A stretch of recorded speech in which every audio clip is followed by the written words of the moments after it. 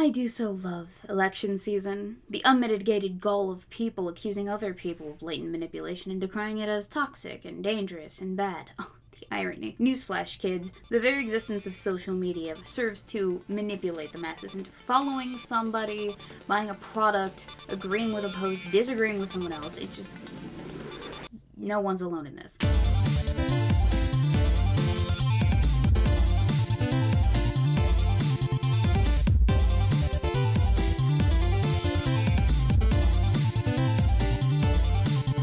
Let the demonetization process begin!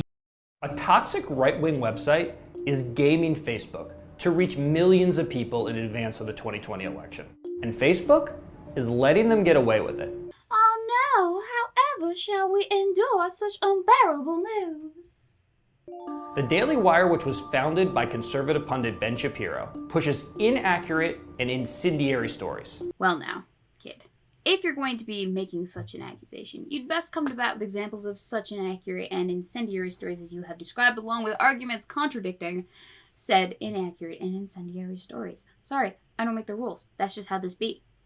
I mean, that must be what this 2-minute and 34-second video is all about, right? Highlighting incidences of, and debunking them to support your claim that they are both inaccurate and incendiary. Right, Judd? Recent content from the Daily Wire claimed gender equality is a lie, LGBTQ people don't want to be accepted by society, and there's not anything that can be done to combat climate change. So 27 seconds in, and Judd claims that the Daily Wire has purported the following 3 incendiary and inaccurate stories. 1. Gender equality is a lie. 2. LGBTQ people don't actually want to be accepted by society. And 3. There's not anything that actually can be done to combat climate change. 3 things. Judd has done us the service of providing fancy text graphics on the screen, but has not, in fact, bothered with enough diligence to provide a source to any articles, much less a comprehensive video clipping, or even a specific person for which such a claim can be attributed to, specifically. Unfortunately, that means that I have to do a little bit of digging and speculation, but, that's what I'm good at, so hope you enjoy. So the first claim that he makes against the Daily Wire is that the Daily Wire has said this: gender equality is a lie. And that phrase is searched into the Google machine in a company with the Daily Wire. You get gender equality is a leftist lie, linking to a Facebook video that's about 2.5 minutes, give or take, of time, probably supercut from a much longer video that I don't have access to because I don't subscribe to the Daily Wire exclusive content. I don't know. I just find what I find, and it's on Facebook, so obviously there's a modicum of, more legitimacy here, given that we are talking about Facebook and the Daily Wire and their relationship. So let's go over the video, shall we? Just to kind of see exactly what it is that Andrew Klavan's thesis is. His thesis starts off with the following, and a working definition of equality. And equality is a state that exists exactly nowhere in nature except in the human mind. Equal means the same, and there are no two things that are different from, but also the same as one another. Andrew continues on with a natural analogy in nature between a gazelle and a lion. He further describes attempts by certain governments to impose and philosophers to describe a state of moral equality wherein everyone is afforded the same basic human rights. That I will be skipping for the sake of brevity, but again, it's all linked in the description. You can find it at your leisure. Andrew applies this thesis and definition to gender as such. Equality, which is built into the essence of our individual humanity, equality is a nonsense, and any attempt to impose it creates injustice and corruption. Men and women are not the same and therefore not equal. Pretty and ugly people are not the same. Smart and stupid people, gay and straight people, and of course Tom Brady is better than everyone.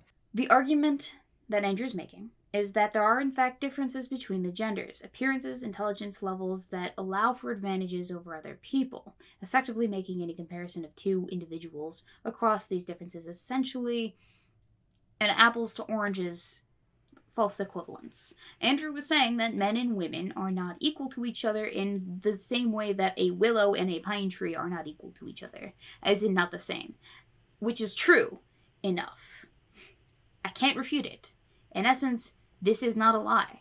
Now, I don't know what the rest of the video entails, but, I'm just going off of what I have easily accessible to me, like any good Facebook user. Next! First off, this one was not as easy to determine the source for, given likely this inaccurate and incendiary claim attributed to the Daily Wire was likely simplified, smushed down, condensed to fit a 2-minute 30-second time frame by Judd, much like how they've conveniently left out the leftist part of the first attribution. I'm assuming that things got lost in translation from the Daily Wire to Judd's video and whatever in between steps took place there. But I do believe that I have found a source that outlines a show which they are attributing this claim to. So feel free to inform me if this is in fact inaccurate in the comments section. If you have a better example of what it is that they're talking about, definitely let me know. It's kind of hit or miss when you don't source your shit, isn't it, kids? Regardless, we will endure. So, according to this article I found by Media Matters, one Michael Knowles of the Daily Wire peddles anti-LGBTQ extremism and cites the following selection of quotes from his show across a 6-month time period to support this claim. Now, I think that a lot of people would agree with me that this, specifically taking people out of context, is an egregious journalistic practice. Obviously, the article could be its own video in itself, but we will only be paying attention to the specific quotes that serve our purposes here today, given Judd is who we are debunking and it's not Media Matters. You may think that linking to 1-minute clips mitigates this. In fact, it does not. Not when there's 40 minutes of other content on top of that you are pulling from. So, what did Knowles say exactly? Quote, Knowles said that if gay people really just want to be tolerated by society and accepted by society, why would they choose pride for their motto when it is the worst sin of all? Further claiming the left has much bigger agenda than sexual tolerance. Sex is just a way in. So even that is broken down from what it is that they provide you with in context. Here's the actual full clip that they provide in the article right next to, that they don't actually link to, but they link to a snippet of. If this Pride Month were really just about sex, and specifically gay sex, it wouldn't be called Pride Month. It would be, well, like, if gay people really just wanted to be sort of tolerated by society and accepted by society, why would they choose for their motto the worst sin of all? Why wouldn't they at least choose some lesser sin like wrath or gluttony or sloth? Why wouldn't they call it, if they really were serious about just being accepted by society, why not call it Sexual Tolerance Month? Sexual Open-Mindedness Month. Why is it called Pride? It's because the left has a far bigger agenda than sexual tolerance. Sex is just the way in, because we all love sex and we think about sex all the time, and it's a good way to kind of pull people in and attract people. So at this point, homosexuality, I think, is totally tangential to Pride Month. Now it's about gender, it's about sexual identity, so now there aren't just 2 genders, there are 56 different genders. And there is asexual pride, there is fat pride, there's skinny pride, there's all kinds of pride. What is pride? Pride is excessive love of one's own excellence. It's the opposite of humility. If pride is the queen of all sin, humility is the queen of the virtues. And they're exactly opposite. Vice and virtue, sin and virtue are the opposite, and pride and humility are exact opposites. We know that humility is the beginning of all wisdom. We know this from Scripture. We know this just from our own experience. What this clip gives us is effectively Michael's own religious interpretation of how he views LGBT members who celebrate Pride Month and their goals, intentions, and purposes. Do with that what you will. My job is not to argue if he is right or wrong in his opinions about Pride participants. Rather, my job is to point out that just because you disagree with his opinion, even the one that you've simplified, doesn't mean that you've made the case that it's in fact incendiary or inaccurate. Like, I get it, bruh. You have a thesis, but you still gotta back it up with something more than just because I said, you know? So last one. There's not anything that can be done to combat climate change. And of course, this was all the more difficult to find a direct source to look at that could be interpreted as what it is that they're looking at, because they're not using direct quotes or specific titles.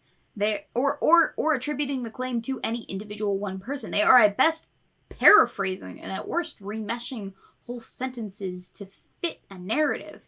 But what I could find regarding climate change was hilarious in that it is directly contradictory to the very definitive, quote, there is not anything that can be done to combat climate change, claim that they're claiming that the Daily Wire has made. Leftists do not have the right solutions for the environment, is the article that I am looking at here. As you can guess, this is a rather partisan criticism of the leftist approach to carbon emissions, and while this itself might be incendiary, that kind of directly contradicts the claim made by Judd in his video about what incendiary claims the Daily Wire is actually making. If you want to catch them on something they actually say, the author makes a case for hydraulic fracturing in this very article and how it actually is responsible for a reduction in U.S. emissions. For those of you who don't know, hydraulic fracturing is a highly contentious issue between environmental scientists, with studies both condemning it and endorsing it over coal, etc., and plenty of scientists criticizing each of those positions. At least use what they've given you, you dolts! Why am I doing your job for you, Judd? This isn't about me playing the devil's advocate. This is about flashing a big old fat mirror in your face and calling a spade, you know? So let's get back to the actual video then. 27 seconds I've only been at this. The Daily Wire is also the 11th most popular publication on Facebook, beating out established names like ABC, CBS, NPR, and USA Today. And that actually understates how well the Daily Wire does on Facebook. yes. And? Outlets like the New York Times employ hundreds of journalists who produce well over 10,000 pieces of content a month. The Daily Wire has just a few dozen employees that produce much less. Yes. And? You're killing me, Smalls. Get to the effing point. I am not aging backwards, you know. On a per article basis, content from the Daily Wire is shared far more often than any other outlet. How does the Daily Wire do it? I can't imagine that it's because people actually enjoy the content, like it, share it, because it's popular. Pick your poison. Whatever. One factor is a clandestine network of 13 large Facebook pages. Did you hear that? A clandestine network of a number of digital media companies like Thrillist, Now This, The Dodo, Seeker, formerly SourceFed, and most recently Pop Sugar. Sound familiar? What about this clandestine network of media YouTube channels like Now This News, Now This Espanol, Now This Entertainment, Now This World, Now This Nerd, Now This Her, The Dodo, Seeker, Thrillist, Super Chill. I could go on. With names like Conservative News, Fed Up American, and Lady Patriots that purport to be independent, but exclusively promote content from the Daily Wire in a coordinated fashion. They're posting news articles in a coordinated fashion. How sinister. Dozens of times per day, they post content for the Daily Wire at the same time with the exact same text. This behavior violates Facebook rules, which prohibit, quote, groups of accounts and pages working together to mislead people about who they are and what they're doing. But Facebook says it will continue allowing these pages to operate, insisting they are, quote, real pages run by real people. That's not true. And I've uncovered evidence that at least 2 of the pages are owned by the Daily Wire. Judd, my dude, I got bad news for you. It's actually at least 3 of the pages that you cited, and it's unfortunately not the gotcha bazinga thank you for the Academy pat on the back moment that you want it to be, unfortunately. If you go to each of these pages today, you will find the following little disclaimer down here in the page transparency section portion of each of the pages you cited on Facebook themselves. And wouldn't you know it? Confirmed page owner, Daily Wire. Now, I will give you this. I did attempt to determine if this had always been the case, but unfortunately the Wayback Machine doesn't have a ton of available archival information on specific Facebook pages. However, it should be noted that Facebook has been working on making Facebook pages and advertisements more transparent since at least April 6th of 2018, stating, quote, we will also show you additional context about pages to effectively assess their content. For example, you can see whether a page has changed its name. In addition to that, in the section of their Help Center regarding page transparency, they outline pretty clearly what information is included. One of those being the confirmed business or organization that has claimed ownership of the page. This was a feature that was made available to Facebook page owners October 21st of 2019 and viewable to the public November 7th, 2019, with a deadline of late January 2020 for those pages running issues, electoral, or political ads in the United States. And for those of you doing date math in your head at home, October 21st and November 7th are a whole 43 and 26 days respectively from the publication of this very video published December 3rd. given that the video footage from the video itself depicts these pages within the oh-so-important page owner transparency disclaimer rather than the plain one, I can actually pinpoint exactly when it was that they would have filmed this content for this video based on their own footage. Take this article, for example, which was posted to Fed Up Americans 37 minutes prior to the filming of this footage, entitled Shapiro, Apparently the Backbone of American Democracy. It just endorsed Elizabeth Warren. An article posted November 11th, 2019, 22 days prior to the publishing of this video. So, make of that what you will.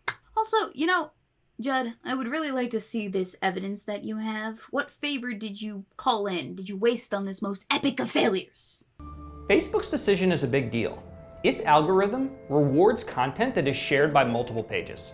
By having more than a dozen that repeatedly post Daily Wire content, it gives the site a huge edge. The impact on the 2020 election could be significant. Over 40% of Americans get their news from Facebook. Why is Facebook giving the Daily Wire special treatment? Maybe, Judd, and I'm just speculating here, because unlike Now This and Now This Politics, the Daily Wire's owner verification has actually gone through for these 3 pages as of December 15th, 2019, and is displayed on their page for all the world to ogle at. So it's not a secret anymore. And I don't actually think it ever really was. We don't know for sure, but we do know that the founder of the Daily Wire, Ben Shapiro, recently had dinner at the home of Facebook CEO Mark Zuckerberg. And we know that the Daily Wire has published numerous stories. Oh, look at that, Judd. You are capable of sourcing instances, or at the very least, you are capable of screen capping and inserting into this 2-minute and 34-second video Daily Wire articles that you disagree with so as to not look like a blundering, disingenuous nutcase. How about that? Good for you. Now, make that your standard. Praising Zuckerberg and Facebook. Oh no, those monsters. Now they're praising Markey for addressing concerns of anti-conservative bias and free speech advocacy. How sinister. Whatever the reason, on Facebook, there's one set of rules for the Daily Wire and another for everyone else. Literally how?